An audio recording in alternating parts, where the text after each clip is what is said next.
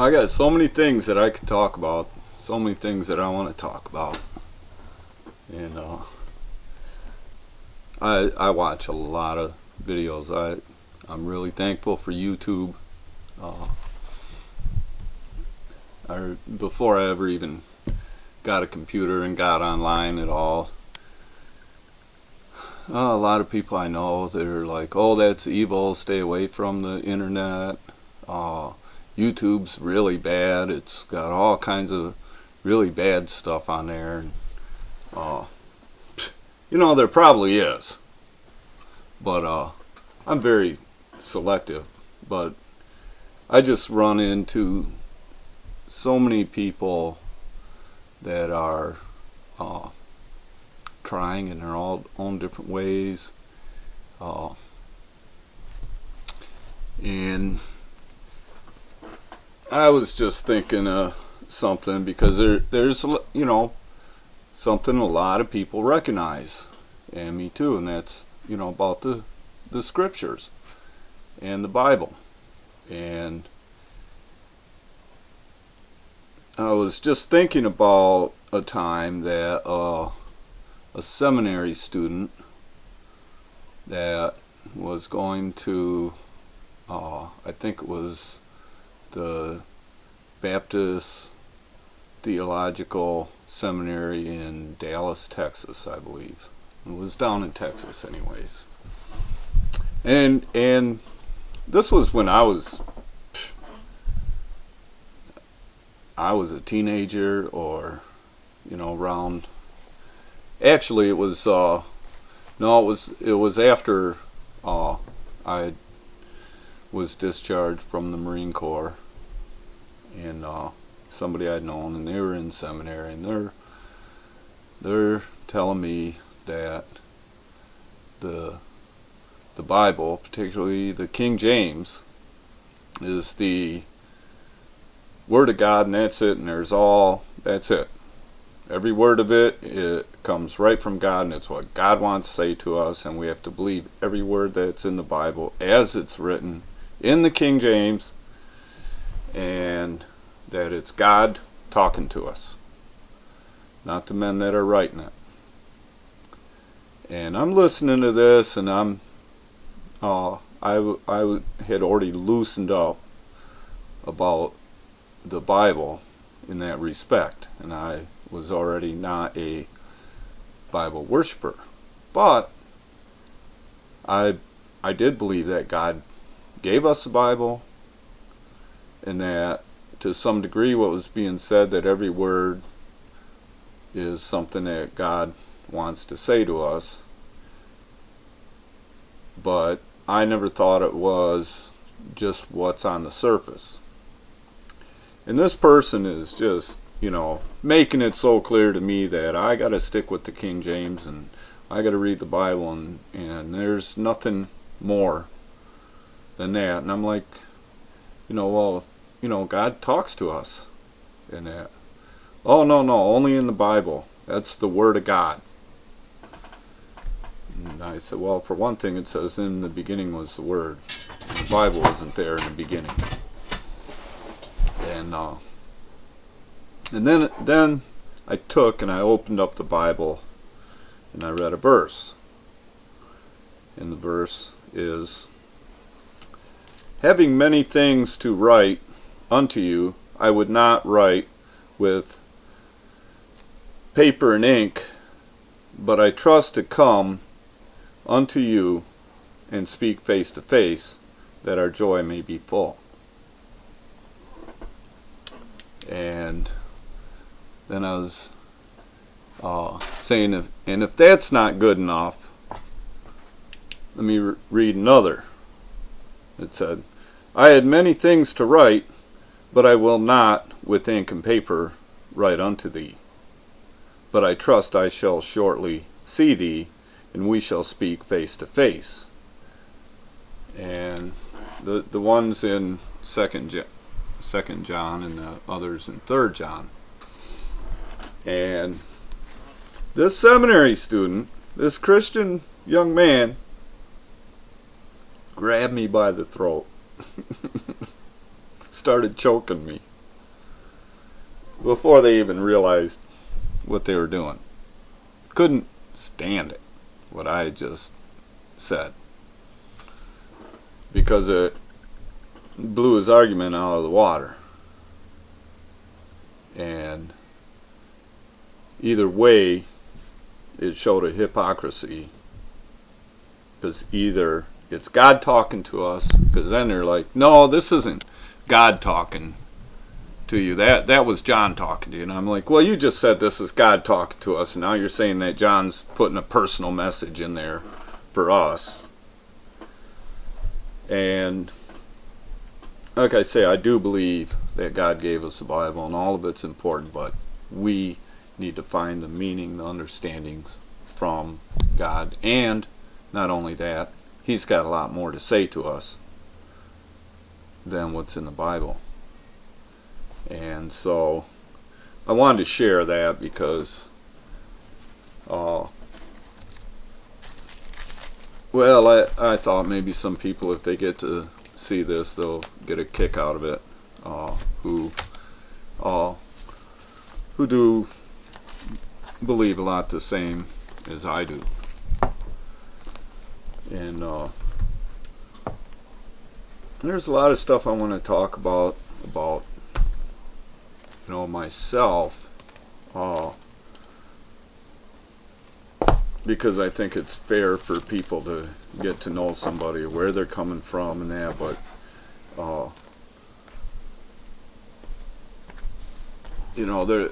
I still want to talk about what we believe, what's going on, not be about me. And I'll get to that. But what I want to talk about is the Great Tribulation. And there's a lot of pastors that are all, got it down what the tribulation is, how long it's going to be, all that stuff. That it's 7 years. Well, I have not been able to find and prove that it's 7 years. There's weeks and days mentioned in different things. It does nowhere tell me that there's a 7-year tribulation. And the tribulation too, what is the tribulation? And so I looked up the Greek word, and the word really means crushing pressure, a tremendous pressure on the people. And when I think of what we've gone through in the last, few generations, World War One, and then the Great Depression, and then the country goes bankrupt, and the World War Two, and so many things.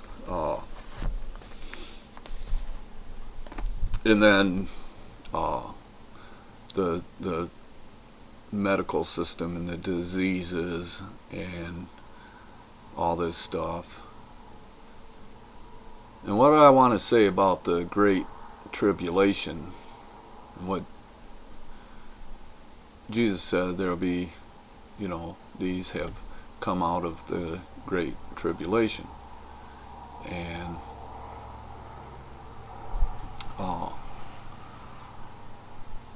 that he comes after the tribulation. Now, there are more pastors now recognizing that Jesus comes after the tribulation, and now they've accepted, I guess the Christians are going to go through the tribulation. They're not going to get raptured first. And so now they're saying, we're going to go through this Great Tribulation. Well, I don't think they see the Great Tribulation that we've gone through. I made a video about the money. I just had explained how the American people have worked their asses off and produced hundreds of trillions of dollars. Those dollars are not in our economy, and they've been stolen from us. And we're in a teetering balance. Oh no, we might have an economic collapse. You know, there's people promising us an economic collapse. Well, we've had an economic collapse when that whole Federal Reserve system started up and started to rip the people off of their production of money. But not only, has the money been a great pressure, the health in this country. During the Great Tribulation, there's supposed to be a whole lot of people dying, right? Well, if you include, 50 million abortions or more, I don't know how many millions of deaths from cancer, how many millions of deaths from heart disease, diabetes.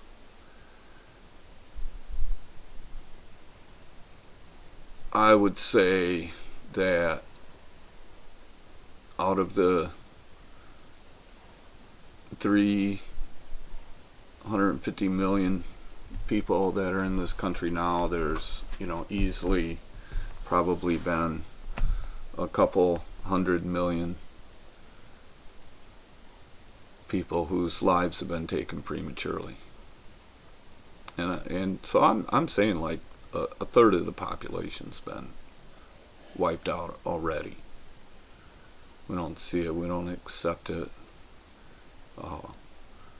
but do the math and it's astonishing. We don't need another something coming up that's going to kill off a third of the population. And when Jesus comes back,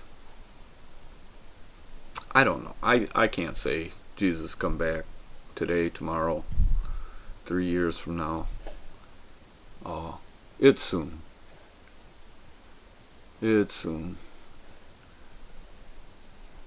But what I am saying is that we've gone through the Great Tribulation and we are at the end. This is my beliefs. I've got good reason to believe that. Other people would too if they look at it and see it the way I see it.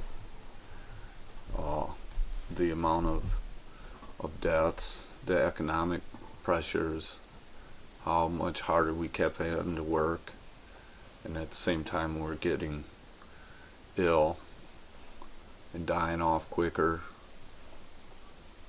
and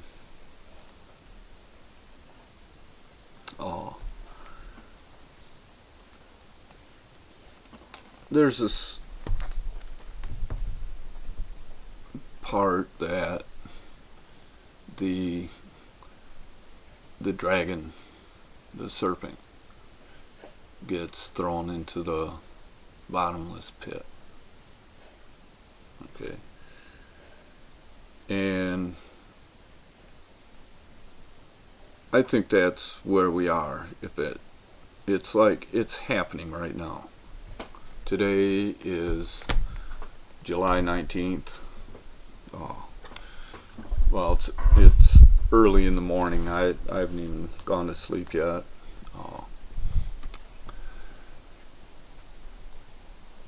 And I wanted to share this before I do, but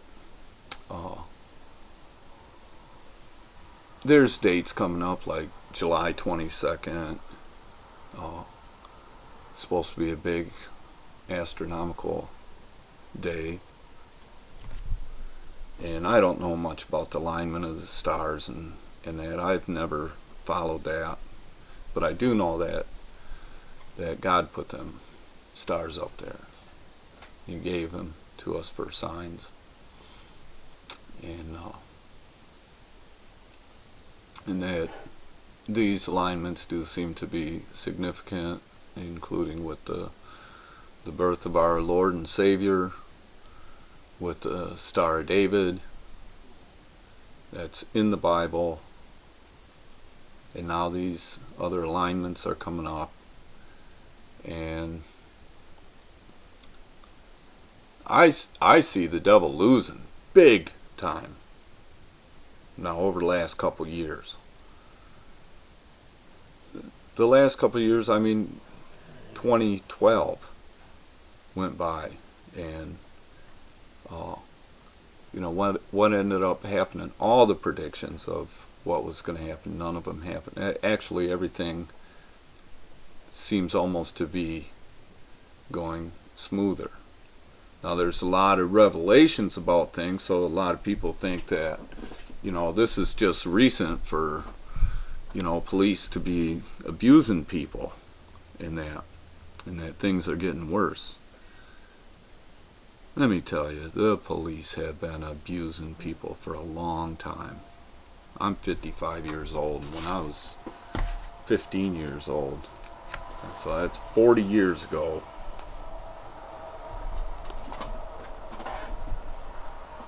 actually, I think it was in 1974, so 39 years ago, one of my very best friends, he was a couple of years, or a year and a half or so, older than me. He was my hunting buddy. He was my first peer that I could hunt with on my permit, and he was old enough for me to go hunting, and yet I was young enough where I was still hunting on a permit. And he disappeared. They found his car just across the county line. Now, we had moved away, my family and I, so we'd moved away from him and in the town that we had lived in, and I'm not using names, but so at first I just hear that he disappeared, and I'm thinking, wow, that's really weird. Why would they said, well, yeah, he abandoned his car and he ran through the swamp, and he's disappeared, and maybe he died in the swamp.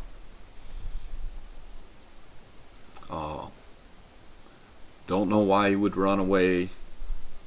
And then there was rumors that he was involved in B&Es and stuff. Well, I know this guy. He was not somebody that would be involved in breaking and entering. He was. I can't think of anything that he ever did wrong, except for one time when we were out hunting, he blew away a chickadee with his shotgun, and right away he said, "Oh man, I'm never gonna do that again." I mean, he repented almost right away. And I think we were squirrel hunting or something, and just hadn't found any game. And that's the kind of guy that he was. We all make mistakes. He saw right away that he had pulverized that thing. It was gone, just feathers blew everywhere. We didn't stand there and laugh about it. We were both a little shocked. We felt it, that it was wrong. And he was that kind of guy. And he was somebody I really trusted. And we had moved away, and I hear that he disappeared. Well, later on, when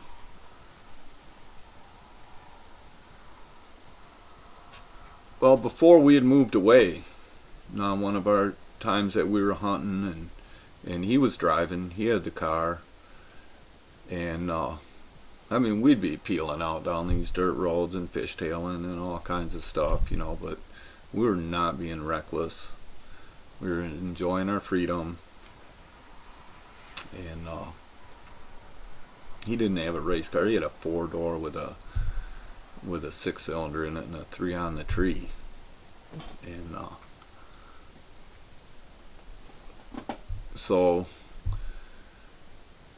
we were driving around one day, and it was just before we moved, and he said, yeah, the sheriff's been hassling me. And I'm like, what? And he's like, well, because I squealed my tires at the stoplight when I took off, and he pulled me over and he threatened me, and he's been pulling me over and just hassling me. And he said, one of these days I'm gonna just drive to the county line and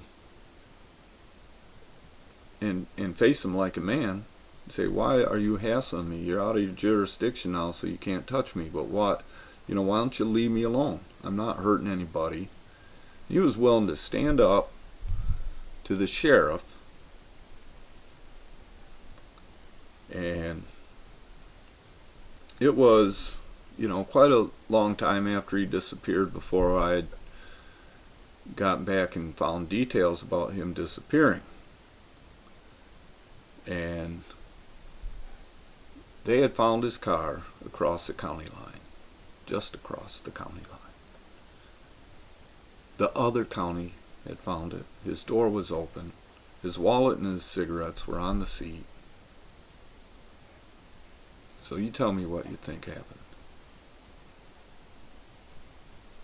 And I went through decades of trying to, suggest to his family, to friends, that law enforcement disappeared him.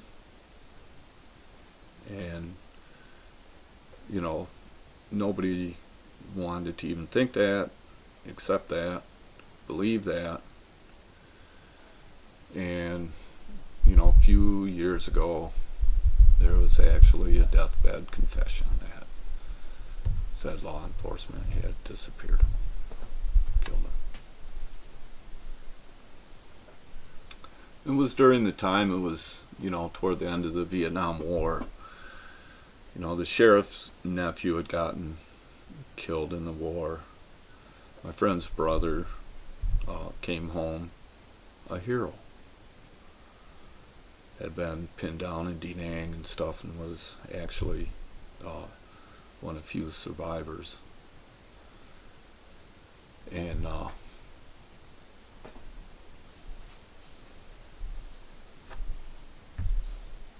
so I'm not saying that the sheriff even was going after him to kill him or meant to kill him. But the prejudices and the hatred that people developed and the power trips that people get on, the sheriff killed him. And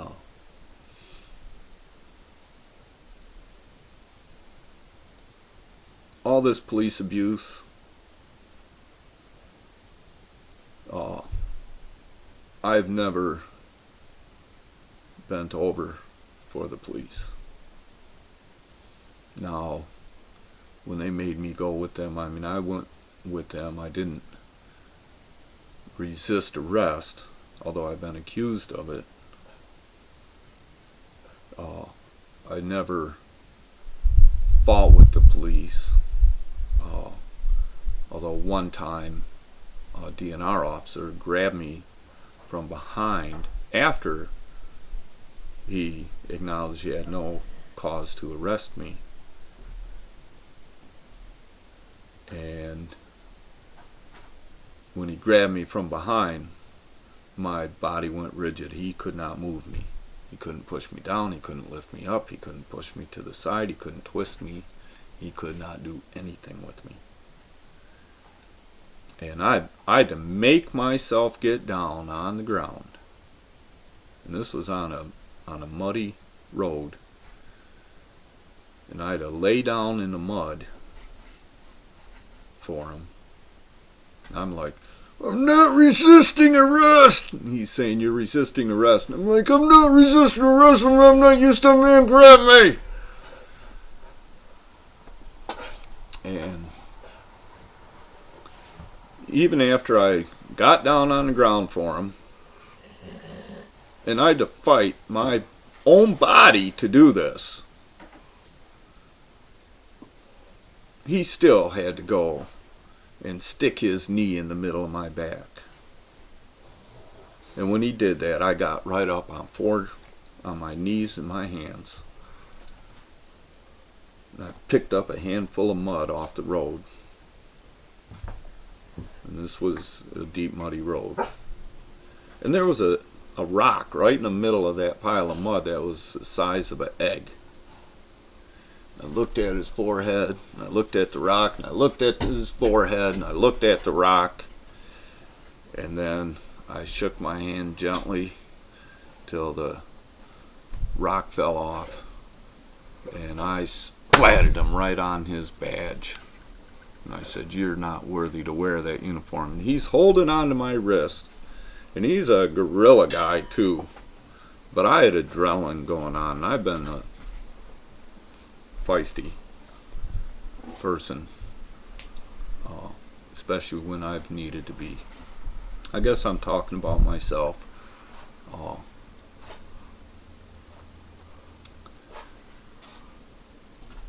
There's been a lot of crap going on for a long time, and I've been setting an example. Now, when they got me to the sheriff department, they pull the car into a garage and close the door, and then they have you get out of the car. And they had half the sheriff department in that garage gonna beat me up. And God was with me, and I just said, not today, you're not going to. And the DNR officer was out in the parking lot. He didn't come in. They were going to beat me up for him. And they looked at me, and I don't know what I really looked like to them. I know I could see out the window at that DNR officer, the window in the door, I could see him out there in the parking lot, and he just had mud all over him. He just looked splattered with mud.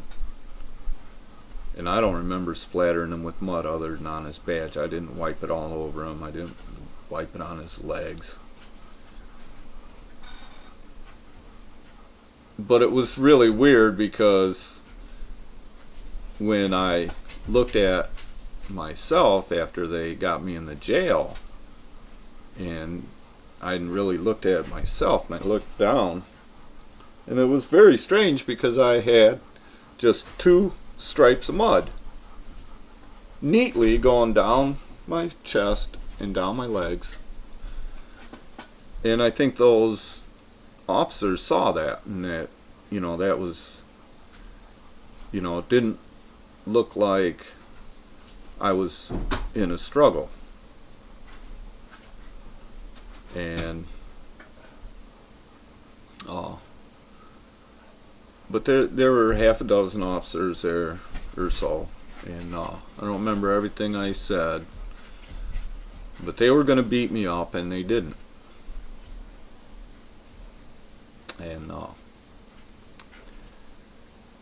And then I didn't even get charged with resisting arrest.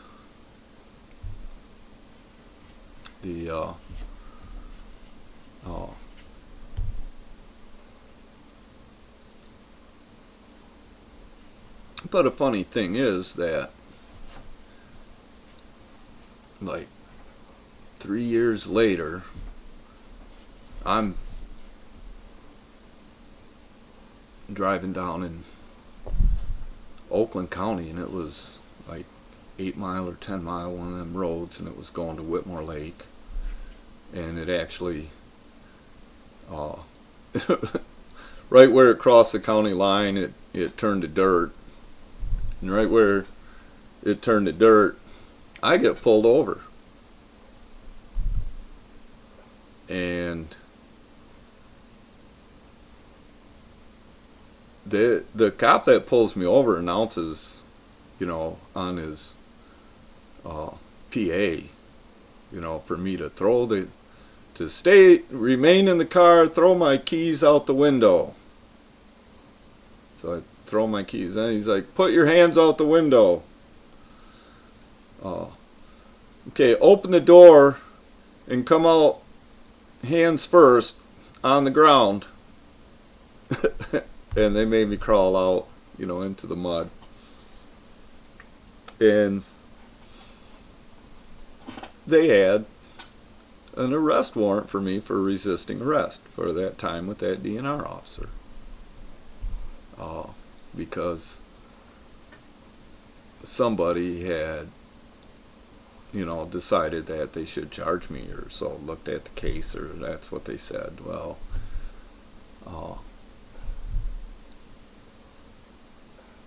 there's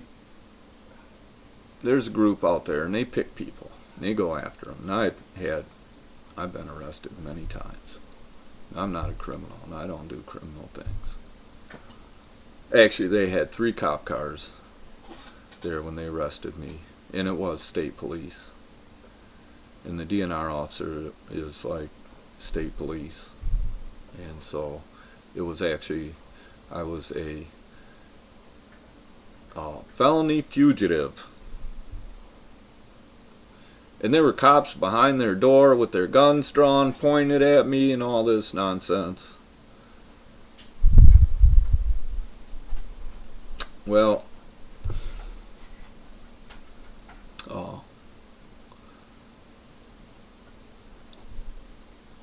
I'm saying that things aren't all getting worse than what,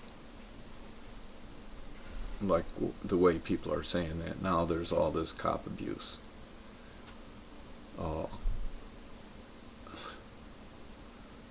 Now they're getting stuff on camera. Now stuff is being revealed.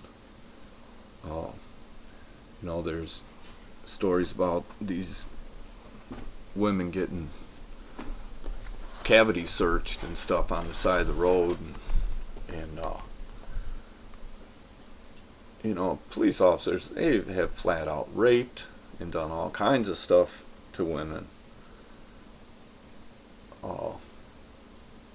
Much worse than that cavity searches, and they're bad. That's terrible, shameful stuff. But it's coming to an end. They cannot keep doing this stuff. Now, most of the country, most of the people have been, completely ignorant. I haven't been able to convince my family of what I've gone through, though they're my personal experiences throughout my life. To be honest with you, the closer I got to God, the freer that I became, the more that I became in question to family, friends.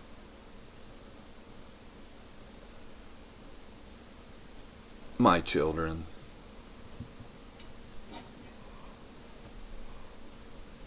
They don't see it. My children don't know me.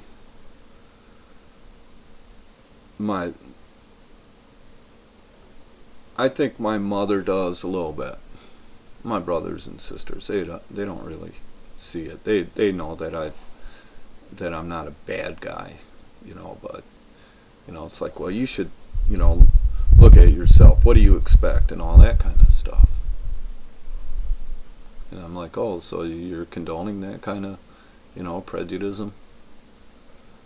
Well, no, but, what do you expect? And it's like they want you to conform. And unless you conform, if you continue to show your freedom, then you get what's coming to you. That's the attitude that I've had to deal with. And, I do have some friends that do understand. But guess what? They've gone through being arrested. They've been in prison. They've been jailed.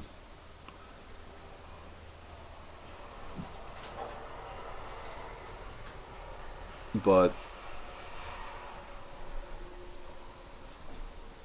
the devil's getting his ass kicked, and he's been. Okay, and I've been doing my best. I've been doing everything I can to get that serpent bound up and into the pit. I believe that stuff. I pray for that. I pray stuff down. When that oil spill was there in the Gulf and I saw that they were going to nuke it and stuff, I prayed that down. I'm not saying it was just me, because I saw a lot of comments that other people were making, and they're like, pray, we can't let them do this stuff. And so I know there's a lot of other people, and so all of us who were praying for our country and that they didn't allow that Gulf oil spill to be nuked and a huge tsunami coming ashore. Okay, that's just an example. We prayed that down.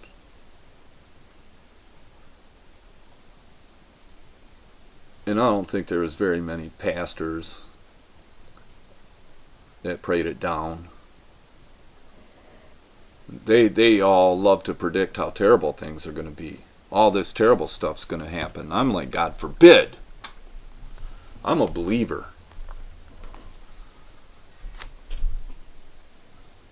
And I'm not a believer in a book. Okay, I'm a believer in God, in His Word, and I believe that He's got meaning in this book, and I search for it, and I believe there's meaning in every word, but not like what I'm being taught, and not what's on the surface. And He says He has much more that He wants to say and doesn't want to do it with paper and ink. And I believe that. And I take it personal. And I believe the Bible more than these people that are saying the King James is the only Word of God. And I'm saying it's not even the Word of God, because it did not become flesh and dwell among us. Jesus is the Word of God. He said He would give us the Comforter, the Holy Spirit. And so He comes and He talks to us that way. And the Spirit helps us to discern and to see and understand things, if we're willing. If you don't seek, if you want to believe what's on the surface, you will never see what God is trying to tell you. Now, I love these Christian people. Basically, they really do try to obey the Ten Commandments, and that's very important. And they do believe in Jesus, and that's very important. That's about all it takes, that you believe. So I'm not saying that they're not saved, but I am saying that things aren't the way that a lot of people expect and what's going to happen.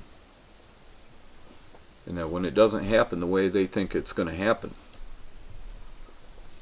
and Jesus shows up on the scene the way He does, and they don't expect it, then, I can literally see some of them, choking on their tongue, collapsing.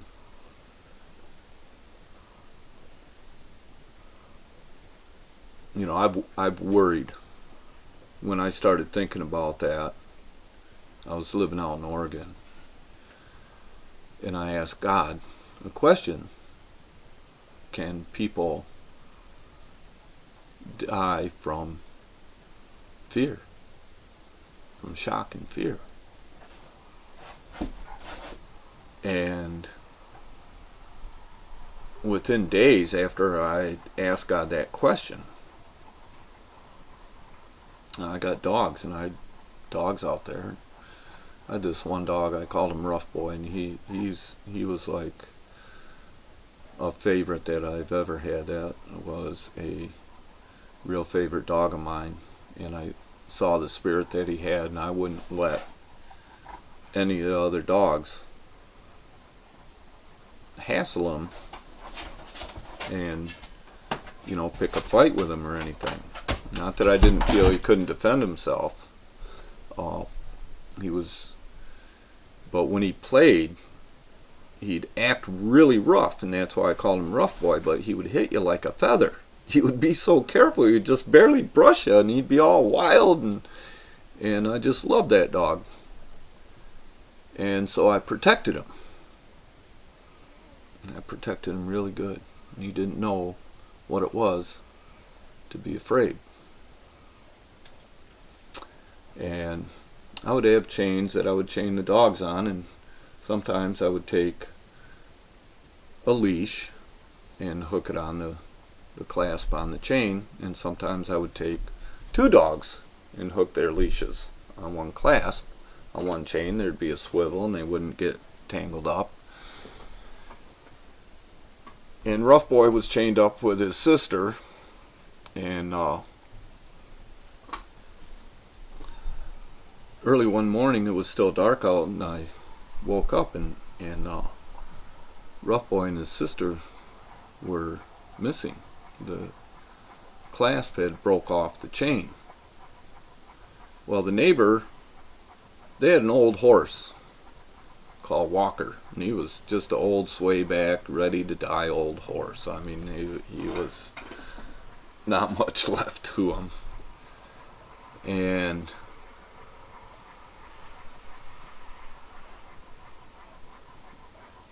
you know, I'm calling my dogs, and they're not coming back, and I'm looking for them, and the sun's coming up, and I go over by the horse eventually,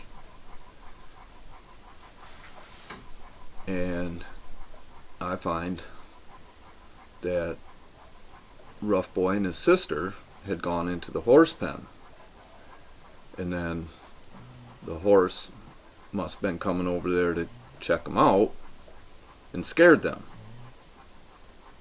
And so they run out of the horse pen, but their leashes were hooked together, and one went on one side of a fence post and the other on the other side of the fence post. And Rough Boy had his feet dug into the ground, pushing on his leash, and his sister was over there just, you know, laying. But I realized what happened. Now Rough Boy, he was dead, and I'm like, how could he be dead? Because he wasn't being choked by his collar. It was pulling this way, away from his neck, and he was pushing away. But his eyes were bugged out, and he had swallowed his tongue. And he freaked out in fear, and he didn't know what fear was. And he thought that the horse was like a monster or something and pulling on him. And one of the hardest things that I ever went through with losing a dog, that was just really hard.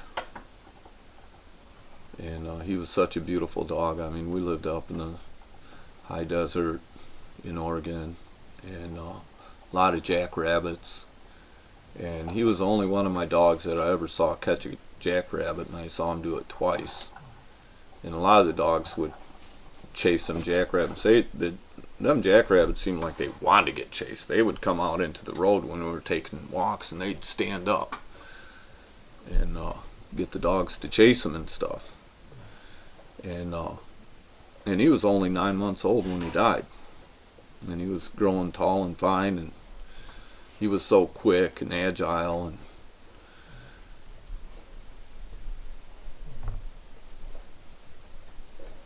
but I got my answer from God. You know, shock kills. It can.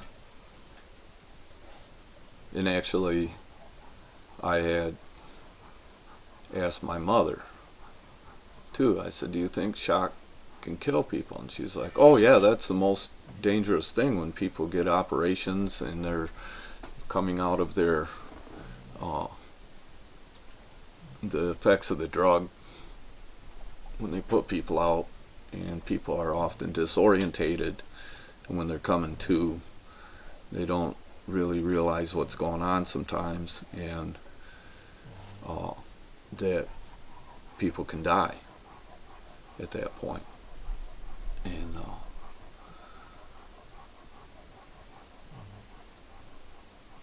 so I worry about all these people that really don't know fear. They're in danger. They think they understand, and most of them expect to be raptured. And so what's going to happen when they find out they're not going to be raptured, if that's the case?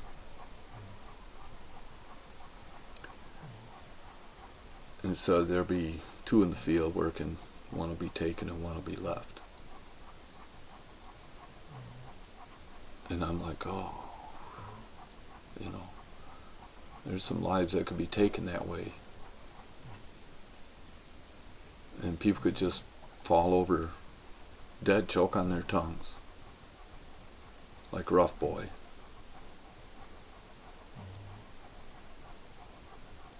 And yeah, I did name him also after the ZZ Top song. But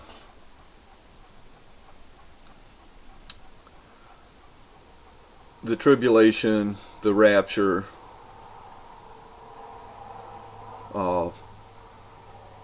I'm saying it's dangerous to think you know what's going to happen, and you know how it's going to be and what's going on, and all this stuff. Now, personally, what I think and what I hope is that devil gets taken out of the way. And then he won't be able to empower those people that he's given all that power to right now. And that we will have an opportunity to clean it up, to do things that are more pleasing to God than what's been going on in this country. And that we will have a chance to have a revolution of sorts, not a violent kind of revolution at all. This one will be a cleaning it up revolution. I'm just throwing this out there.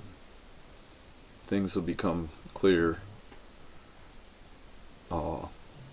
possibly real soon.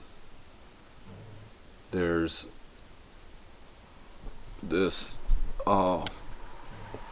mention in Revelation of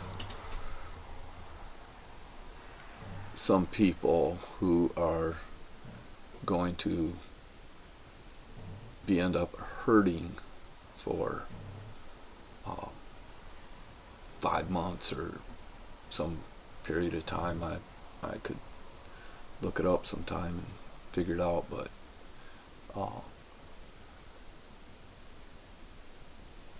and I was thinking, you hear all this stuff about super soldiers, and they got these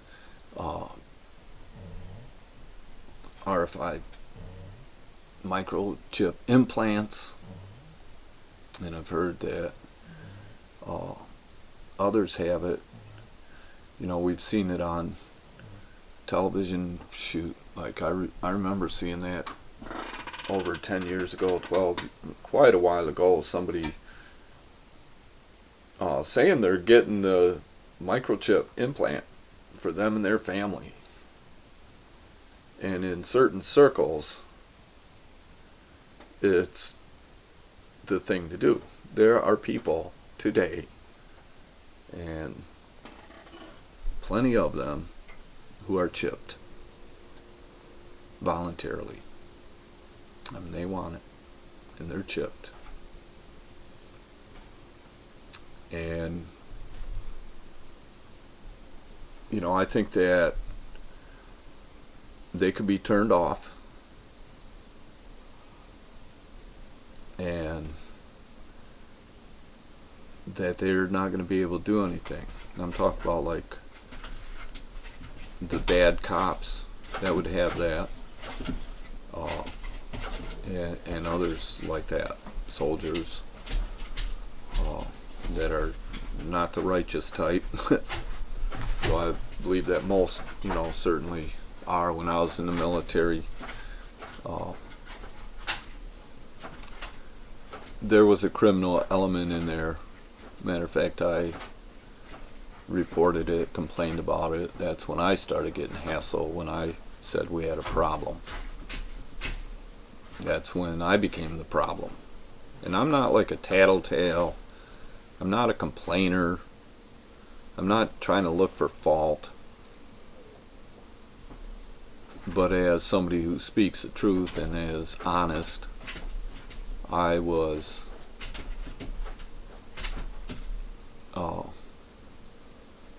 expressing my concern about a criminal element in the Marine Corps.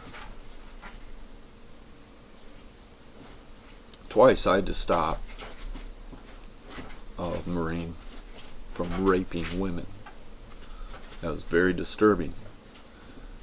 And that this Marine, even why he thought that I would even take part in something like that, you know, I never could figure that out until more recently. And I was like, oh no, they were trying to get dirt on me.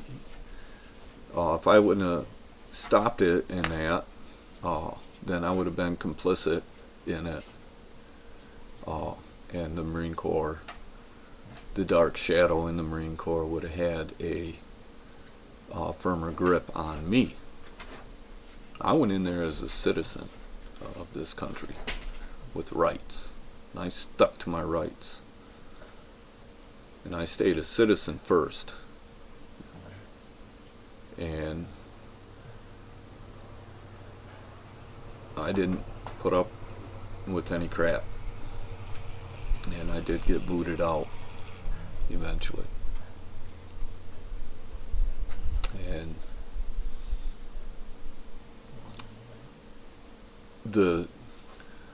I mentioned earlier on a video about, you know,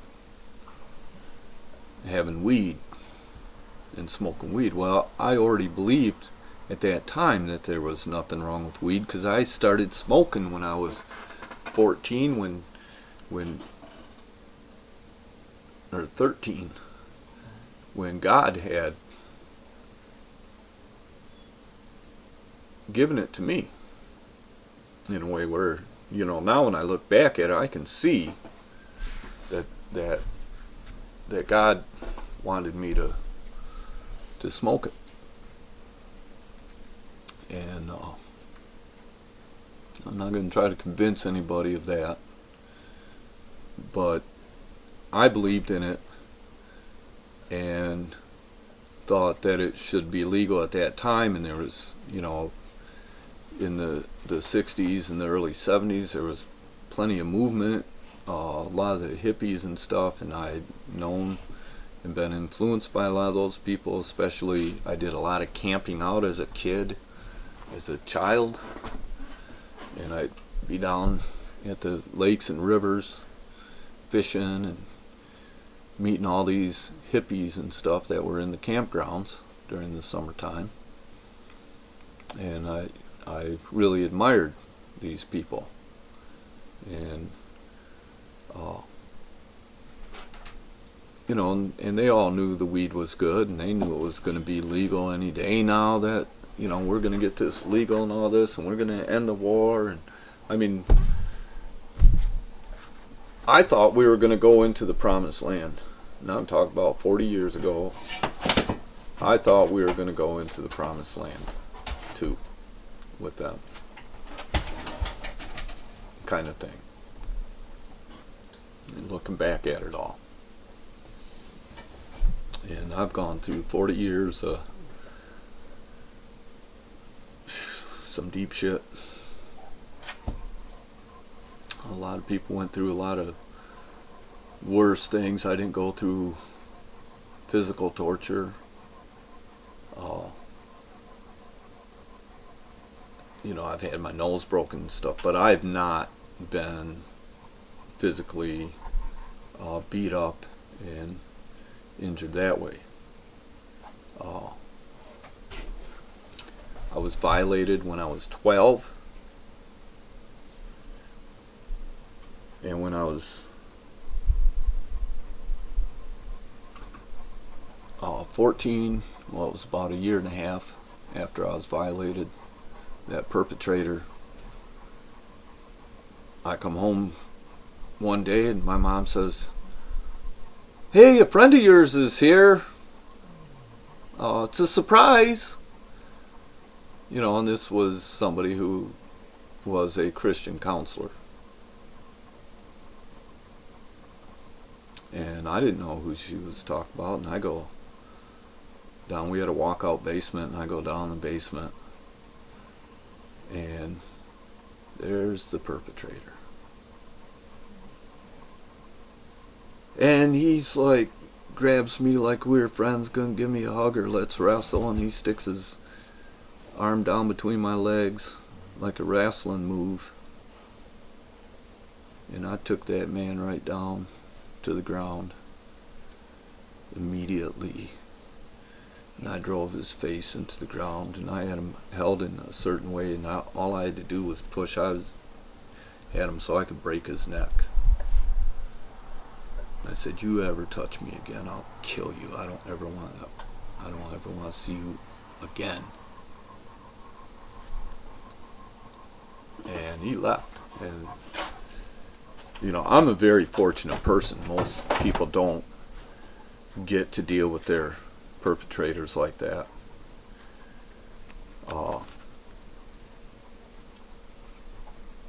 You know, I wouldn't say that all of a sudden I became like, you know, hey, everything's okay. You know, I was still confused by the experience that I never appreciated and that I knew wasn't right. Matter of fact, I got molested by this man within hours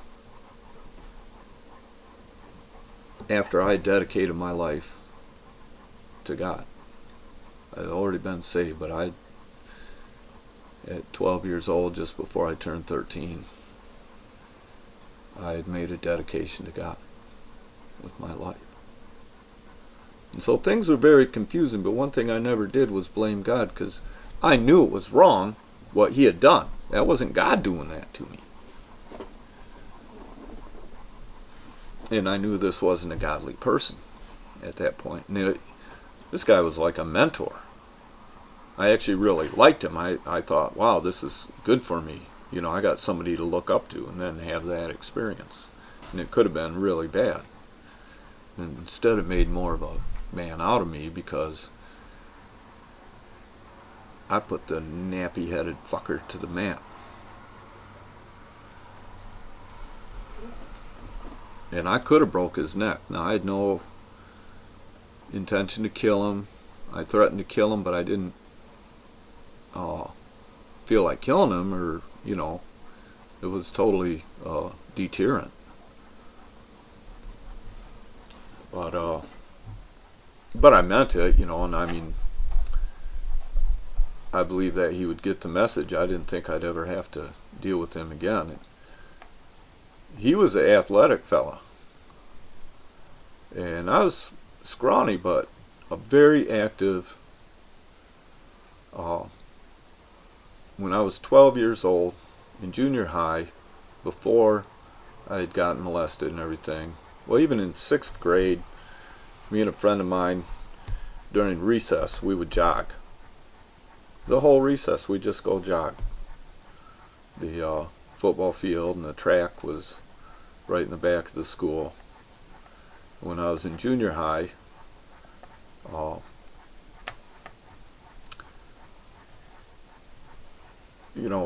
early in the fall, uh, after school started and we had gym class, uh, they wanted the whole gym class to run a mile. That meant 4 laps. And so we had to go run 4 laps. Well, I was used to running 20 laps. I would run and run and run and run. I'd ride my bicycle all over the place, and I was always doing things. And I lapped everybody in the class. And I lapped half the class twice. And that was barefooted on a cinder track. And so I was already kind of a weird kid, I guess.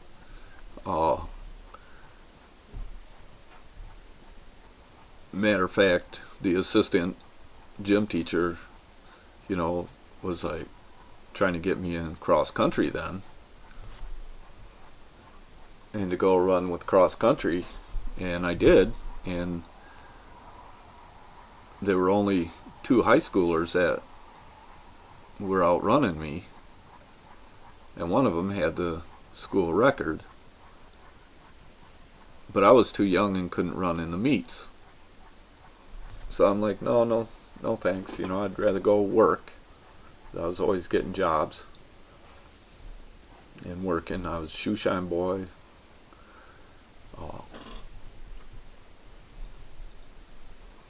And I wasn't that much into the team sports. I got on the JV football team. I quit because guys cried when we lost a game. And I'm like, this ain't no fun. And so I just, wasn't interested in the sports. But my mother always tried to feed us healthy, and did.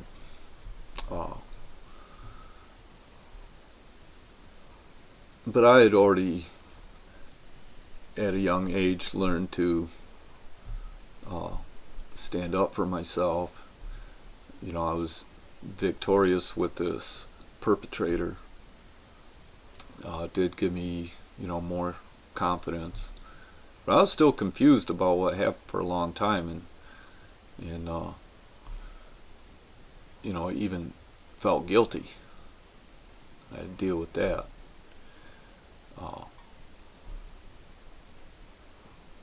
I was confused about my own feelings, and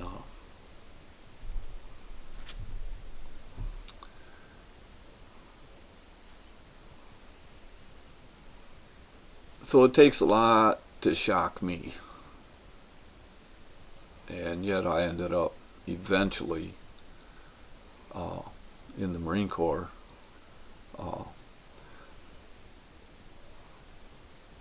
Well, I have a disability that they call anxiety neurosis. And what I have is PTSD. But they don't recognize it as PTSD because I only have the neurosis and I don't have the psychosis. And I don't have nightmares. I don't have hallucinations. I don't.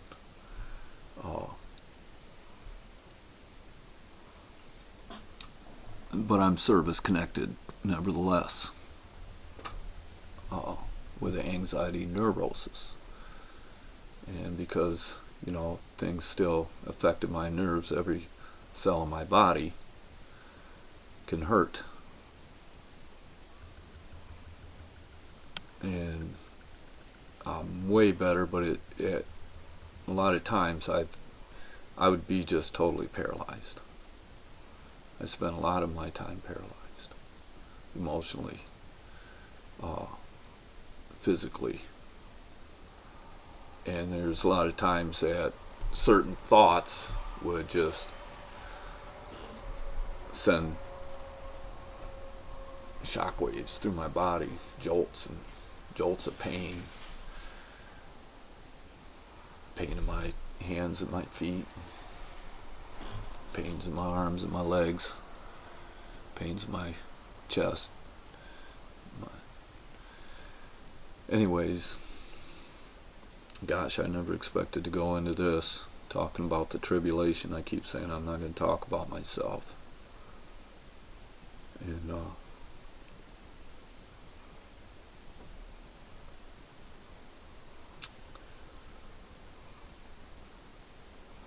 but I am, because, well, for one thing, I'm not ashamed. The reason I don't want to talk about myself is because there's information about stuff that we need to understand. And I'm trying to give information not about me, but about us, about our lives, about the world, about how things work, what's going on, about how we're perceiving things. My dad used to love to say perception is reality.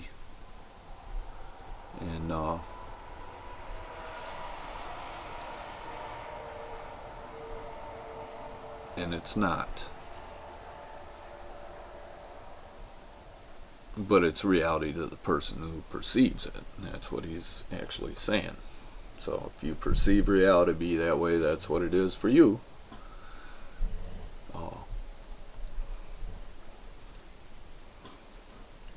Gosh, I don't know where to go now. Actually, I'm doing pretty good. I'm not shaking and disturbed. Used to be I couldn't even begin to talk about certain things, especially the Marine Corps. Before I'd be trembling. Boy, I would just start trembling.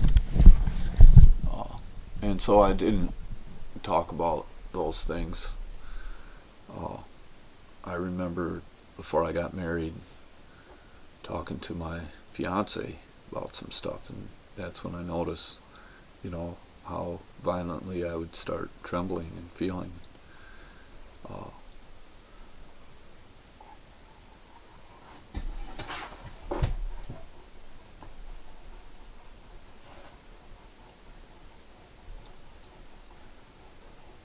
But things can happen that can shock people to death. And if they haven't gone through experiences, they've been having the good life all the time, and they think they're just going to heaven and stuff. I pray for them. I pray for people in my family. I pray for a lot of people that had really, really blessed lives, and they should be thankful.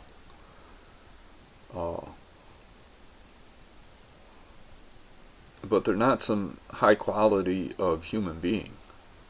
I assure you that.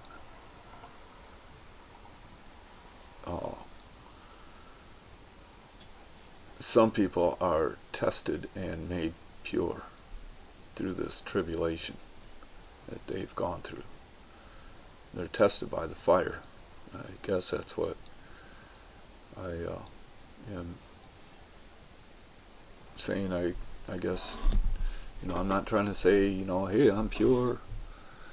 But you know what? I don't sin.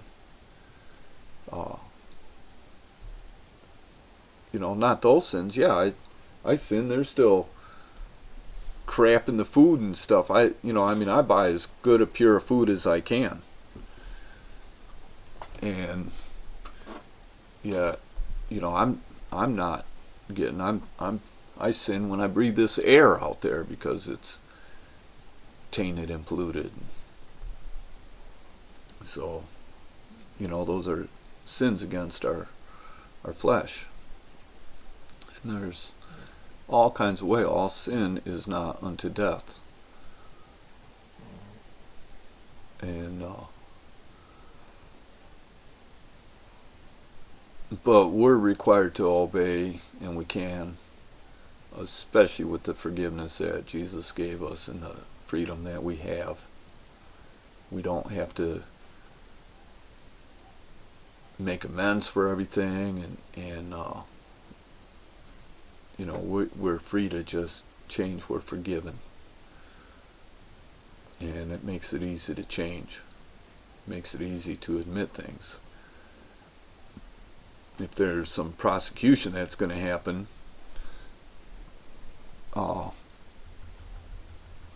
then, like the way of the world, don't admit to anything.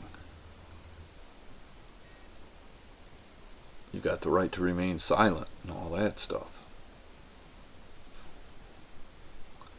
And I don't like that part of the system, because there's not the incentive to tell the truth. There's an incentive in our system to lie. But there's a lot of really good Christians that tell the truth and that. But and I'm more worried about the others that aren't Christians. I mean, I still think that God knows people's heart, and He's not just going to let somebody fall over dead just because they had a good life.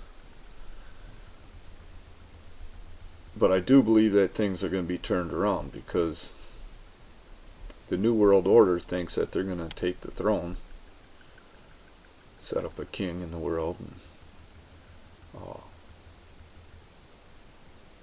or the beast gives these. There's what 8 or 10 kings,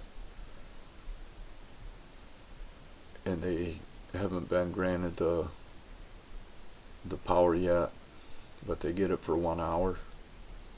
And I think that's right where we're at right now. Could be happening this weekend.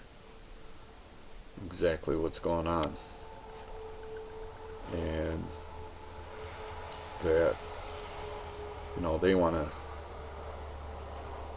set things up to the next stage. I mean, in Syria, what's going on there, looking bad, and some the bad guys, they want to nuke Israel. They want to nuke the world. They just want nukes going off, and they think they're going to get it.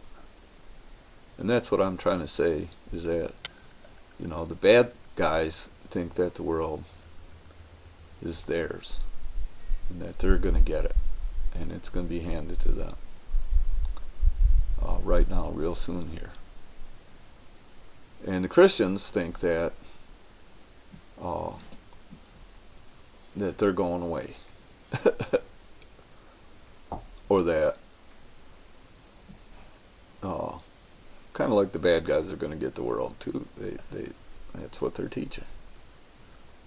This Antichrist is going to come, and I'm saying it's all backwards.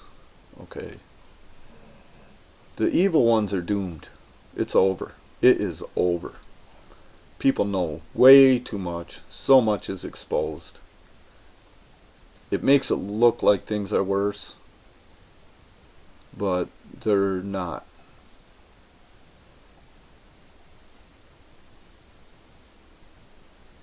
All these things that weren't being exposed, at least not even close to any degree that they are today,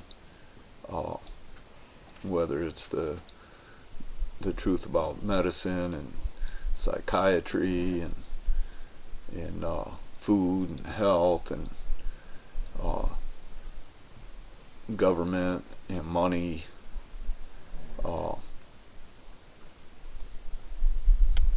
It's all going to be exposed. And I'm saying that there's been a war against the Christians all this time because I've experienced it. And I'm not saying because somebody proclaiming Christians, but the stand-up people who got it in their heart, who are actually righteous and understand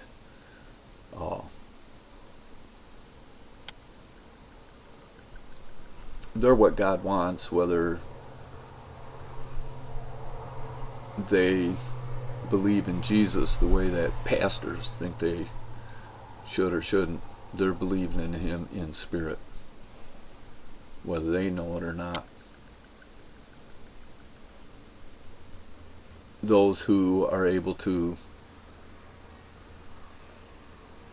respect people when they can, and do so for the real reasons, not respect them because they're dressing right, or they got the job or the car, or all those stupid things. But they respect people, respect people's rights until they're being violated.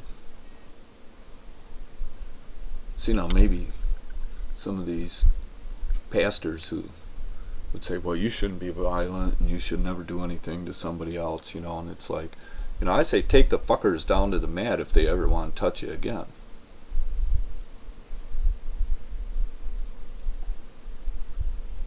And that's righteous, and that's about as righteous as you can be. And don't tell me that God doesn't love that. We're his creation. Don't tell me he doesn't want us to defend ourselves. The people that help this country gain independence. We're going for personal sovereignty. They're going for to be king of their castle.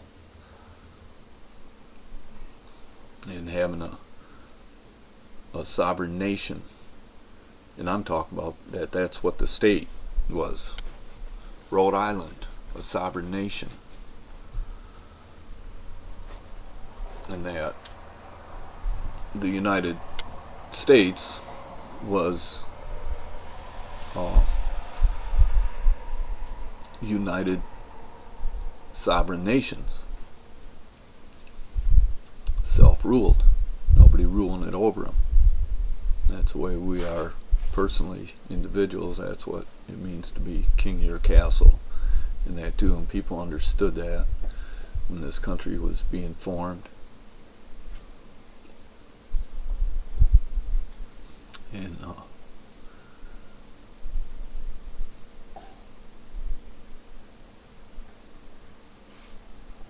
the Bible in Revelations talks about this woman gives birth to this child, and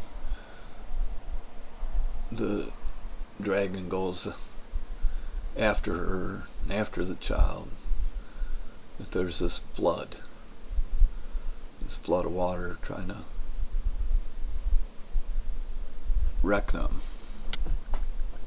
And that flood of water, to me, it's just the flood of the world, all the nonsense, all the ridiculous stuff, the advertising, I'm not talking about the obvious stuff like pornography and that, but that too. But all this subtle stuff, the television and I haven't watched television now for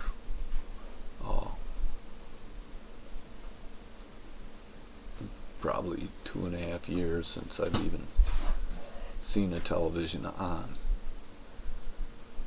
And most of my life I haven't had a television. I'm not making a big deal about, I don't watch television, but I don't, and I respect all those people who don't watch television, but I've also watched a shitload of television at times. I tried to catch everything, but I was gathering information. I was looking, and it was like slim pickings. There was nothing there. Eventually it was like, nope. I checked, I looked in every crack and every crevice for a morsel of information, and it's just not worth it. They're so far and few between, and that's why I'm thrilled about YouTube. There's some real information there, all kinds of real information. But the point I wanted to make with the tribulation and all that is that it is not going to be the way that people think that it's going to be. And for the bad guys that think they're going to get the world, no, they've had the world all along. They're going to lose the world.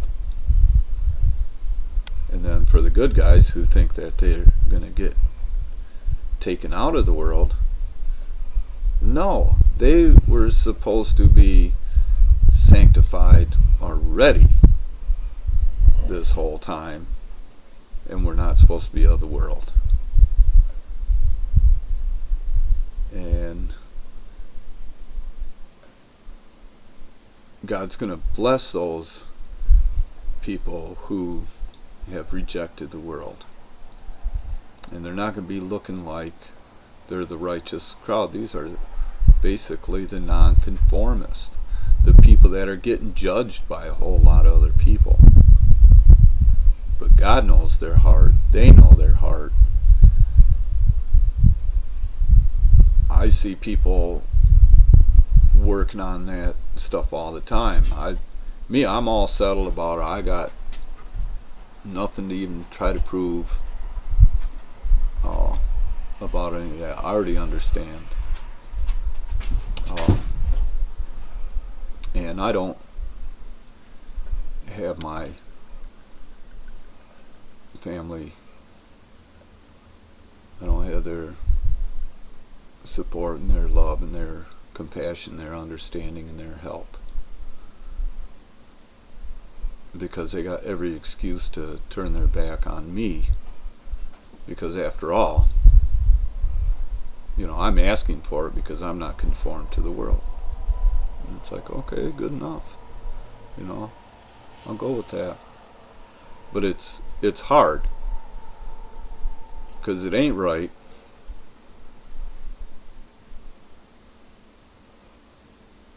My daughter could have been living here with me. She did for a while. She has 3 daughters, my granddaughters,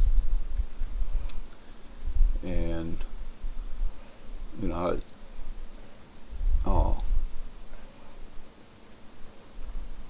she was here for a few months, and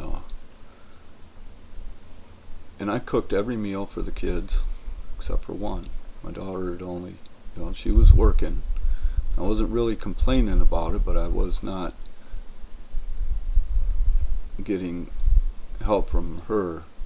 She was more worried about making it look good and making it be good.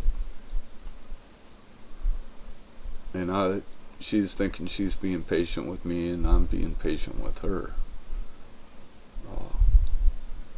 But my granddaughters, they're young, but the oldest one was, she was about 10. And I'm telling the kids about ingredients that are in the food. And that, I'm exposing stuff, simple things, trying to get them off the high fructose. And I don't want them on these foods. I'm just trying to educate the children, and I'm not pushing it on them. And my daughter says, I don't want you doing that, telling those girls what's in the food. I said, okay, and I won't do it. I'll respect that. That's your wishes, they're your children. And so I stopped telling them what's in the food. And then one day we're eating, and one of the my granddaughters, asked me what was in some food that I had just cooked. What I had put in the food. And I said, no, I'm not going to tell you. And my daughter got upset with me because I wouldn't tell the girls what I was putting in the food. But she didn't want me to tell them what the world was putting in the food. And this was also perfectly clear to me. But she doesn't even see it. The world has got my children, got our children, got your children.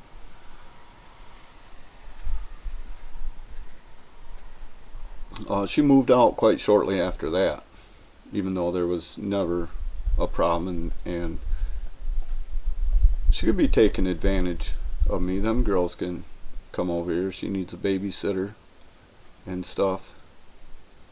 But like I've already said, I'm wrecking my house. So what? I'm not going to hurt the kids in that. But also, this world tries to set people up. I seen the dangers of being accused of doing things. My daughter, she had child protective services coming down on her this year with her youngest daughter and stuff, and she didn't even see it. I'm like, man, the wolves are after your children. You don't see it. And she was trying to cooperate with these guys. They made her go to a meeting that there was no reason that she should have had to go to, and she's trying to comply. And it's like, no, they're getting information. They even said, we're fascinated with your daughter. And that about made me sick. Look up the word fascinate yourself and see if that's even appropriate. And those devils, the only thing that I can do is pray. I pray for my children, and God hears my prayers, and He protects my kids, and they're all right.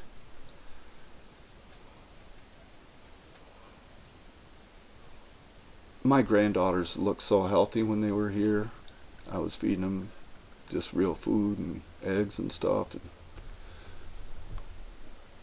matter of fact, their uncle came over and visited. He'd been out in Colorado or something. And he comes in and he's like, "Oh, you girls, you're beautiful. You look so healthy." And they're glowing and they're healthy and they're fine and they're doing really good because I'm feeding them right and stuff. And my daughter goes into town for one weekend, stays with a boyfriend that was. She comes back with those kids, and my granddaughters are looking gray and sickly. And I hate this fucking world, let me tell you. Okay? I know what's going on. I put up with a lot, but I'm the bad guy. I'm the one that needs to learn. I'm the one that needs to straighten up. Things are not going to be the way. It's all going to be revealed. I have a daughter I haven't even seen since she was 5 years old. She was daddy's girl. I could not stand the idea of being in her even having doubt about me. Because she never would have had any doubt about me had my wife not stole my children away. 3 times before it was all over. 3 different times. I came home from work to an empty house without my wife telling me that she was going to leave or even indicating that there was any kind of a problem.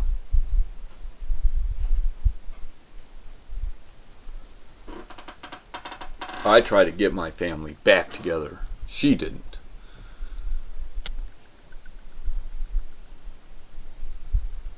And my older daughter, I don't expect her to understand now. And I really feel like I don't want her to see me like this anyways, because I'm at war. And I don't see how you can go to war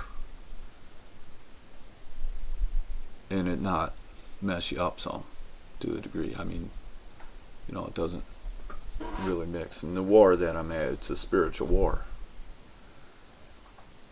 But I wouldn't expect her to understand. It's not so bad right now because the end is near and everything will be made right here soon, shortly. But all of my fear, I have no fear. Not that I'm fearless.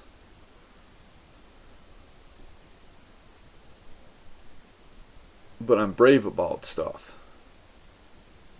Except for my daughter. All my potential fear just seemed like when I would think about seeing her now at this time, after all that, not having understanding and so much, just that's just the most frightening thing. And all my fear would pile up right there. And I wouldn't even have talked about this even probably a few weeks ago, or maybe even days ago. Today something different happened. I made a video. The last video I made, money. And I exposed some stuff about the Federal Reserve and the Freemasons and pretty much proved a connection and different things. And so today I'm like 250, 300 feet from the road. You can hear cars go by. You just heard one going by. But you don't hear people talking, or you don't hear voices very loud. But somebody went by today and they hollered out that window, "You're dead!" Well, they're the losers, okay? I'm not dead. They're not going to get me. But I talked about the Combat Readiness Center, and there's a lot of legitimate military readiness thing probably going on over there. I'm not saying all the activity there is a satanic bunch of stuff. But there's some stuff going over there. There's an air base there. There's a huge airstrip. They could land any aircraft there.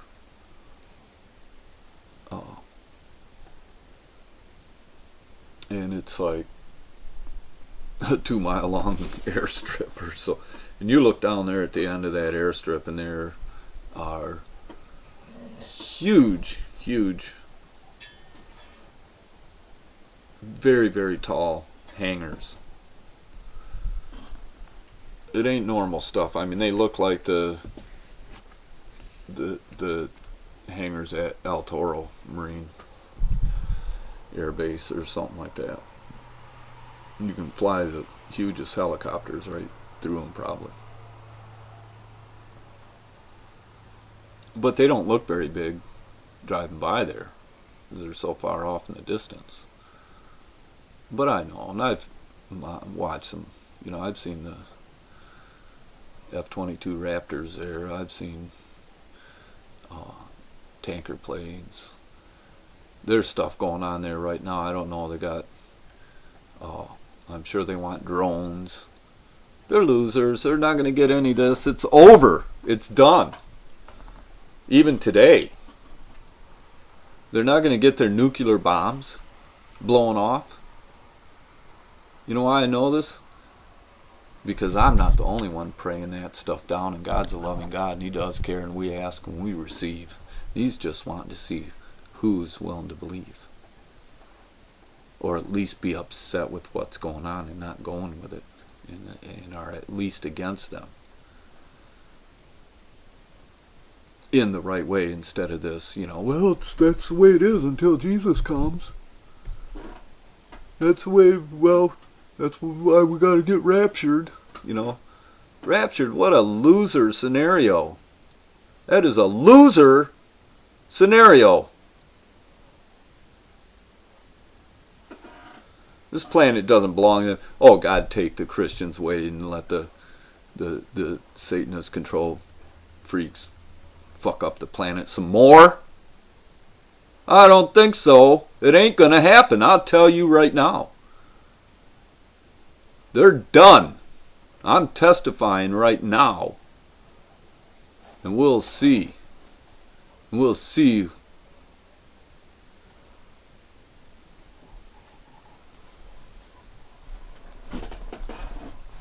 I've gone through a lot. And I've been 100% working for God every day. It's the only thing I'm about. It's the only thing that I'm about. My chores, the things that I gotta do, get some food for the dogs, myself. Basically, I try to eat fresh vegetables and bacon and eggs and fish, smoked fish. Beef now and then, you know, the meat. But I buy the hemp seed too, and I get the oil, and I get some essential oils. And I haven't been to the doctor now. I think it'll be 3 years in August or September, the last time I went. Might be 2 years. But every time that I was going, even when it got down to just annual checkup, I get a clean bill of health. And the last time I went, the doctor told me I was his healthiest patient. And he enjoyed me coming there. I'm like, yeah, I don't really need to go, but in this is VA. And I'm like, I'm just letting you guys know I'm still alive. You know, I thought you might be wondering. And then, you know, last year I just didn't bother. I'm like, no, there's no need. You know, I've given blood, and it was like, you know, they always want to draw blood. And I, you know, it's like, I used to wonder, you know, why do they really need that much blood, you know? And it's like, there's blood drinkers out there and stuff. I mean, I don't know what they've done with my blood. I know that eventually I couldn't just give them blood anymore. Unless I really had a problem. I'm like, you know, if I had a real problem and something that I couldn't figure out what was wrong with my health, I'd go to the doctor. See if they could find out. I mean, when I've had an infection on my foot before, where, you know, it'd been years that I hadn't gone to a doctor. You know, when I went, because of that infection, I mean, I had a red line going right up my leg, blood poisoning. And so they're like giving me, after they clean it out, and then they want to give you antibiotics and that. And I'm like, you know, well, I want the lab results. I want to make sure you give me the right antibiotic for that infection. What is the particular infection? And you know, it was a typical septic infection. Basically, I stepped in some shit, and down at the beach. But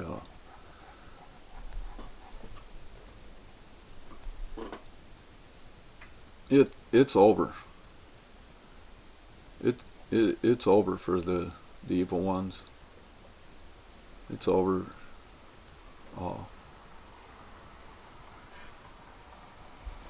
And I don't look at, like, all of our politicians and, like, the government like they're the bad guys. You know what? Our government doesn't have any power. You think Obama's got power? They got a gun to their head. That's what they got. They got to do what they're told by the control freaks. And it's over for them. Those evil ones. There might be, some of the people in government could be evil, but you know what? That kind of evil people, the psychopaths,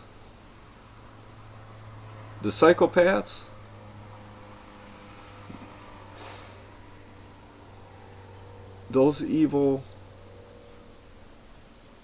they wouldn't work. That real evil bunch, you're not going to find them in the government. They're not going to work. They don't have to work. The control freaks that got all the money from the Federal Reserve, that planned how to take down the Twin Towers, and that, you think that they're going to go and get jobs and be public figures? Mm-mm. They're not. They're not that kind of people. I'm not saying there isn't some psychopaths and sociopaths. A lot of the conformist people are sociopaths, very much so. But the control freaks that are to blame for the stuff, the wars and everything, no, the government is the same as the rest of us. They are us. Okay, and they're being used and abused too. Now a lot of them, they're wannabes and stuff like that. They're not the best people for those jobs. The weaker, wannabe popular kind of people, if they have enough abilities in that, they become, presidents and stuff. But for the most part, they're not the ones doing it. The ones that are doing it, it's over for them. They're losing. They're gathering right now to have their celebration for having the world in the New World Order, and they can crown themselves king. But what it says in Revelation, they get 1 hour. As soon as they take the position, it's over for them. It's over. And God didn't tell us this stuff directly. He spoke in parables because He wants us to use our heart. And we're being tested. And it's going to show. And I guess I'm saying, I got some heart. I know it. Because I know what I've gone through, and I know the extent of my forgiveness. And I know the extent of my endurance. And I know the extent of my love. And I know that God's got more love than I have. Now, a lot of people look at love different way. They think love is, giving flowers and being nice and huggy and all this stuff, but no. It's about respecting somebody else's rights. A lot of these pastors, they don't got no love. When their man ain't president, they're willing to, say that they're evil and all this crap and stuff, and they don't know what love is. A lot of people don't have any respect for their fellow man. They think they do, but it's very, very, very conditional. And it's like, no, it should be conditional why you hire somebody or why you trust somebody and different stuff, but not the basic fundamental respect that all people are due. Love your neighbor as yourself. It doesn't say just love those that you can as yourself. No, they got all the same rights that you have, that I have. You got to recognize other people's rights. And there's been a lot of disrespect. And I flip out and all kinds of stuff, but I'll tell you what, I've respected the police, I've respected the judges, and they're always thinking that I'm going to go fly off the handle and accuse them and all that, and you know what, I never have. I'm not that kind of a person. But I'll flip out to the air and I'll say a bunch of stuff. Okay, but I always stood up, I never bent over for them.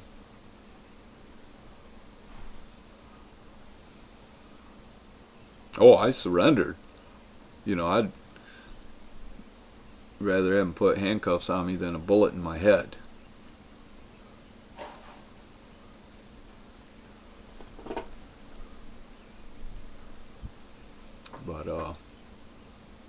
But I ain't never bent over for them.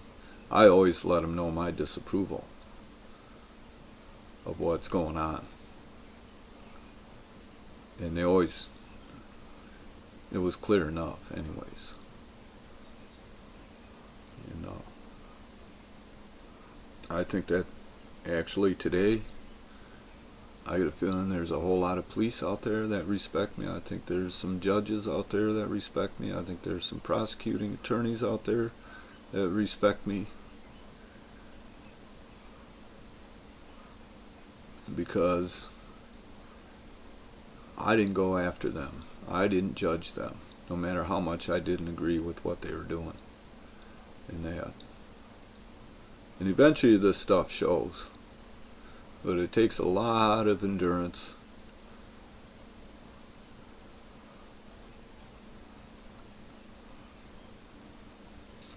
If I was a desperate sort of person, I never could have made it.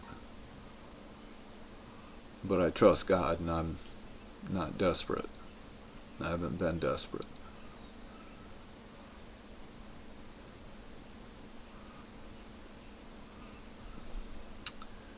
So I better end this video.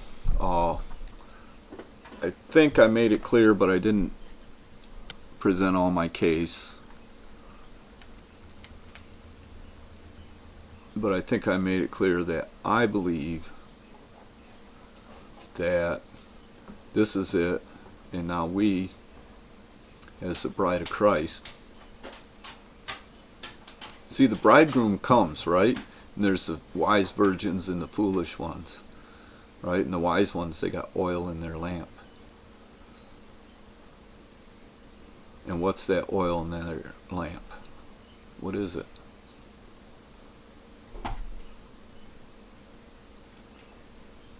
And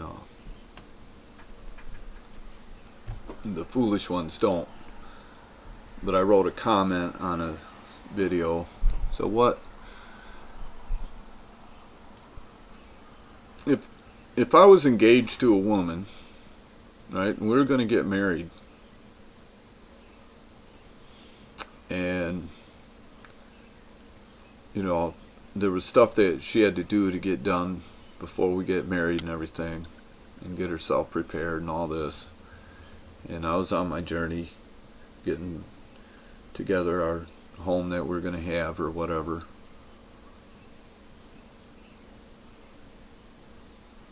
And you know, I'm going to count on her, right, to do her part.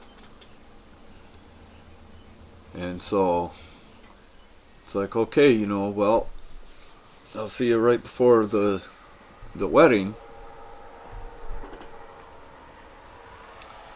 And so then, right before the wedding, I come back. Well, if she hadn't done anything to prepare or get ready, I probably wouldn't marry her. I'd probably go look for a new bride, somebody else. If she wasn't doing what was going to benefit us, what was going to please me, she was just living her same old life that didn't include me.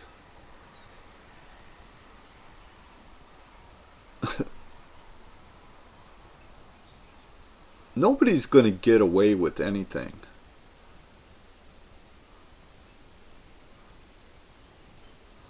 Nobody's going to be honored by God because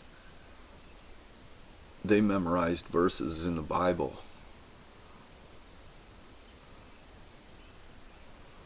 Because they pushed it on other people or whatever. You either love your brother who you can see, or you don't. If you don't love people, and that love again, it's that basic respect of their sovereignty and your sovereignty. And you don't go and try to control their lives and have to have it your way. And you see something wrong in somebody and you just got to change them and you can't trust God and you just can't leave them alone. You think you're so righteous because you're going to change somebody else. You're a fucking control freak and you ain't going to make it that way. You better repent now if that's the case. And I don't expect to be really talking to people like that on YouTube because I think people that be watching this, which probably won't be very many, a couple dozen at best. I'm saying this stuff to testify. And it's in the record now. And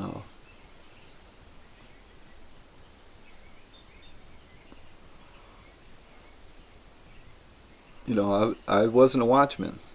I wasn't one of the guys watching for the enemy. I was a warrior. I was out there taking the enemy down. Okay?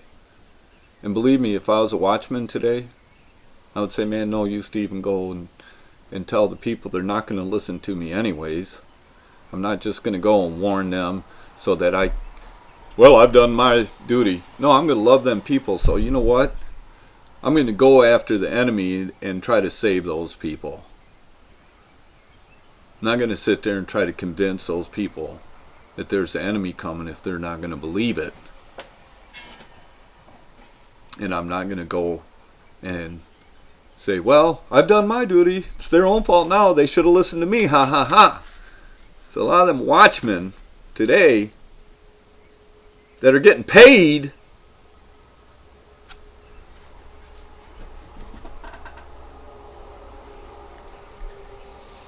we're not going to get away with anything. You cannot fool God. You cannot fool the truth. It's not going to happen. It sounds like the sun's getting ready to come up. Birds are singing. It's so nice to hear birds. Last year the chemtrailing was so bad the birds didn't hardly even sing last year. For 2 years I hardly heard any birds out here. And it's been really nice because I've heard them every day this whole spring, and it's early summer now. And it's been really nice because I kept asking God, why do birds not sing? It's because there's danger. Something ain't right. And for a couple of years, I didn't hardly hear any birds singing out here except for once in a while. But I've heard the birds every day now this year. It's a good sign, huh?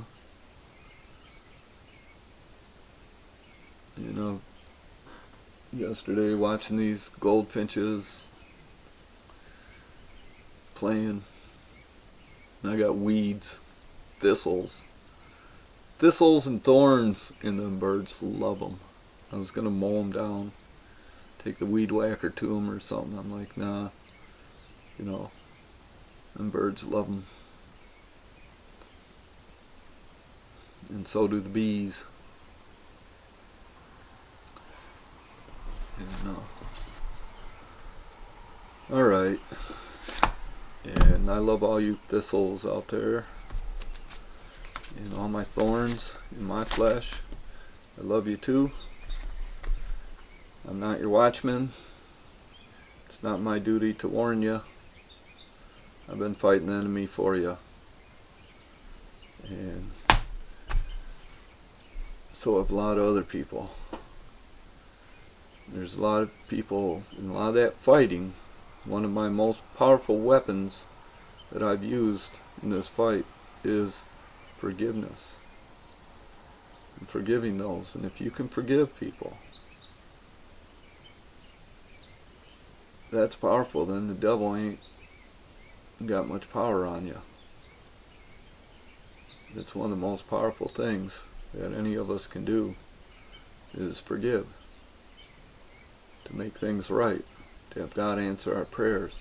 To help us out. I forgive my daughter and all that. It breaks my heart because of knowing the world has got them. I don't blame her. I understand that's this flood that I wanted to talk about. You know, we've been flooded with this world, this information, all this crap. I don't have my sons, and I don't have my daughters. I had to boot my son out of here. He was being so disrespectful for me, and he didn't get it. And I was about to put a dent in him. And I already told him, if I'd have raised you up, I would have taught you better than that, and I would have put a dent in him being that way if I'd have raised him up. Whether you would have kicked my ass for it or not, I'd have let him know.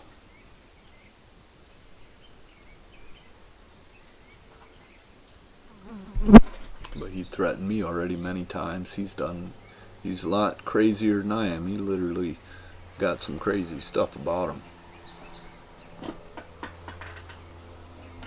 But I'm not going to tell on him, but I love my children.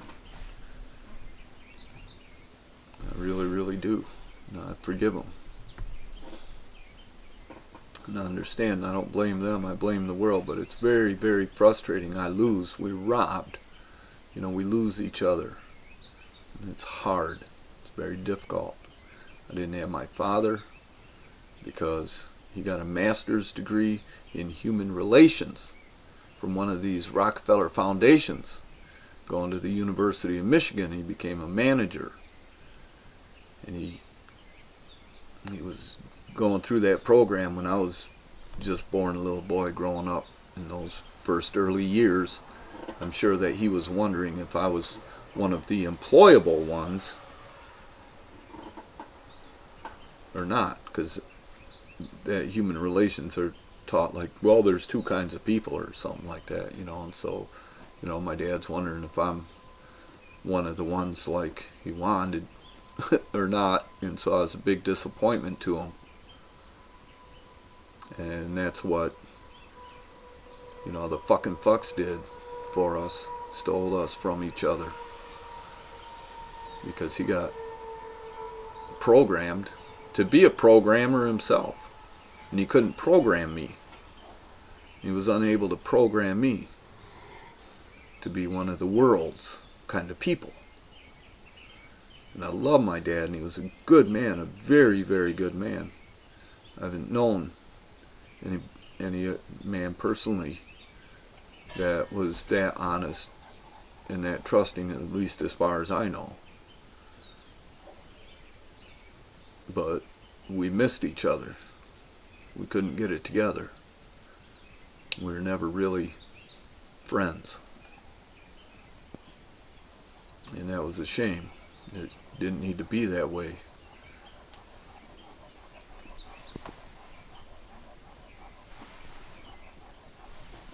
But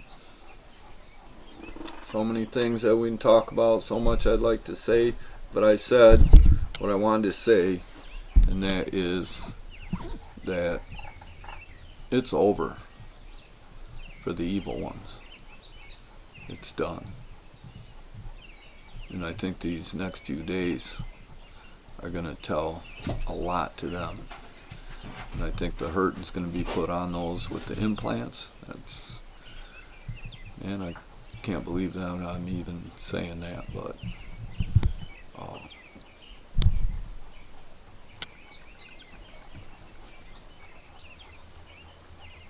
this is it, and there's been a lot of victories, and we're not even supposed to be here now. They were supposed to have destroyed this country already. They've been trying over and over and over again to wreck the people of this country, to wreck the economy. It's not something that's just begun. It's not a recent thing. It's been happening to us right along for a long time. And there's been 70 years or more of prohibition on the cannabis, and that's a big deal. And there's been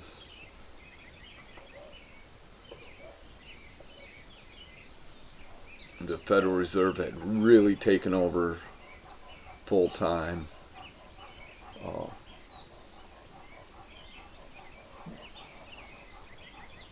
Really, even though back in the 30s or so a lot of time has gone by.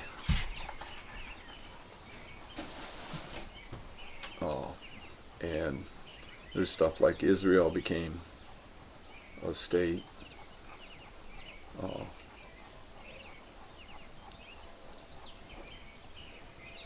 And I think that generation would not pass away, and that's like, we're about at the end of that generation now.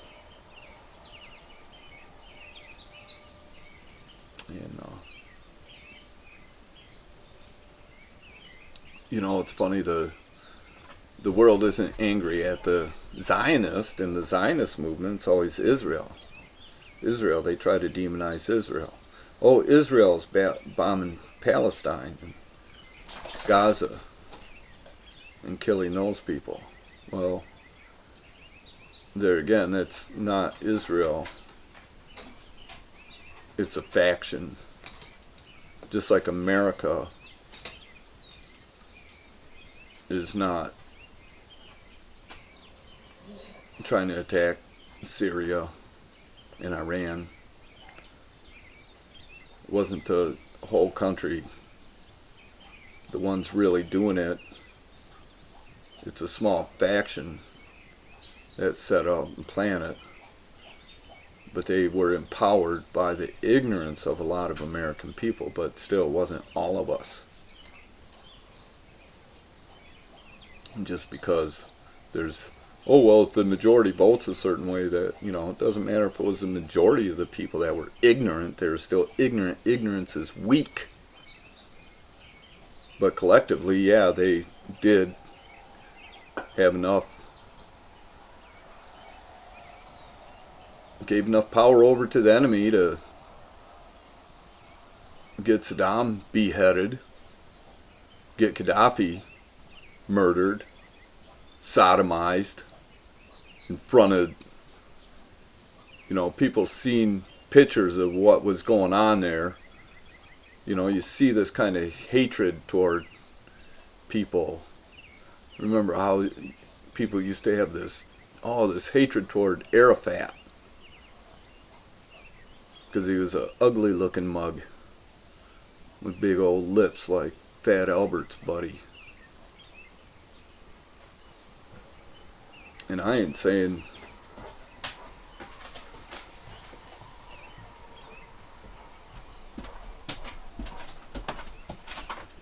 I'm saying that people didn't know what they're doing. They're making these judgments but what they're seeing on the surface, what they're thinking, what their pastors are telling them and stuff like that. There's no respect. If they can't love those who they see, then they cannot love God. That's just the way it is.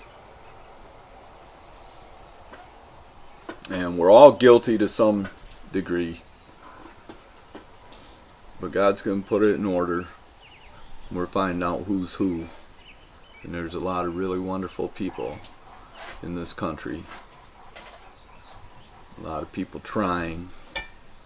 We're all wrong about something. Everybody's wrong about something. And most people are trying. But there's a lot of people. So I like YouTube. I hear a lot of voices. I see a lot of faces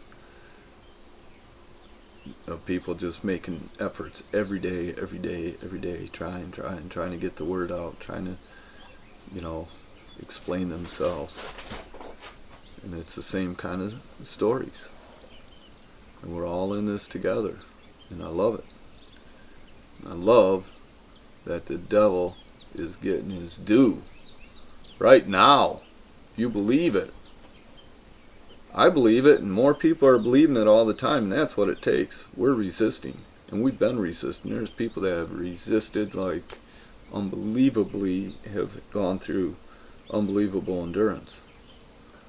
And I myself too have. And I know. And we're supposed to be pulling for each other, and some of us are doing that. And some others are going to have to get over their shame that they're going to have to face, because they wasn't as good as they thought they were. And they thought they were doing everything right. And they just became control freaks themselves, little petty control freaks. Gotta have people believe what they say, the way they say, how they say. All right. Good morning.